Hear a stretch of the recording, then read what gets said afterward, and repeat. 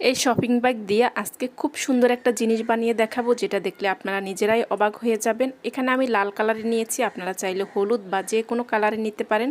Shopping bag নিয়ে আমি এভাবে কয়েকটা ভাঁজ দিয়ে নিচ্ছি, এতে করে একবার কাটলে অনেকগুলো কাটা হয়ে যাবে।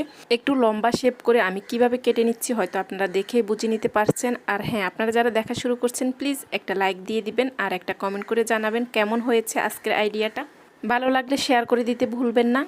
এই তো আমি এভাবে একটু লম্বা শেপ করে কেটে নিয়েছি, একবার কাটাতে অনেকগুলো হয়েছে। এভাবে আমি দুটো শপিং ব্যাগের পুরোটা কেটে নিয়েছি। আর এখন নিয়েছি আমি একটা কটন বাড, যে কটন বাডগুলোর মাঝখানে পাইপের মতো প্লাস্টিক থাকে সেটা নিয়েছি। নিয়ে দু মাথা ফেলে দিয়ে এভাবে ছোট ছোট করে কেটে নিচ্ছি। এই যে পাইপটাকে আমি এরকম ছোট ছোট করে কেটে রেখে দিয়েছি এক সাইডে। এখন একটা সুইয়ে সুতা ঢুকিয়ে নিয়েছি আর কেটে রাখা শপিং ব্যাগের অংশগুলো এভাবে সুইয়ে ঢুকিয়ে নিচ্ছি। দুটো শপিং ব্যাগের পিস আমি দিচ্ছি, তারপর একটা করে পাইপ দিচ্ছি। আমি আবারও আপনাদেরকে দেখিয়ে দিচ্ছি, এই যে একটা দিলাম, এভাবে করে ভাঁজ দিয়ে মাঝখান থেকে সুই ঢুকিয়ে এভাবে নিতে হবে।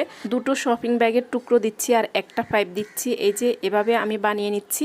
পুরোটা বানানোর পরে কেমন হয়েছে আপনাদেরকে দেখাচ্ছি। এখন চাইলে এটা আপনারা খোঁপায় বা হাতে বা বাচ্চাদের হেয়ার ব্যান্ড হিসাবে ব্যবহার করতে পারেন, খুবই সুন্দর লাগে এটা ব্যবহার করার পরে। আজকে এ পর্যন্তই, আবারও হাজির হয়ে যাব নতুন কোনো ভিডিও নিয়ে। সবাই ভালো থাকবেন, সুস্থ থাকবেন সেই পর্যন্ত। আল্লাহ হাফেজ, আসসালামু আলাইকুম।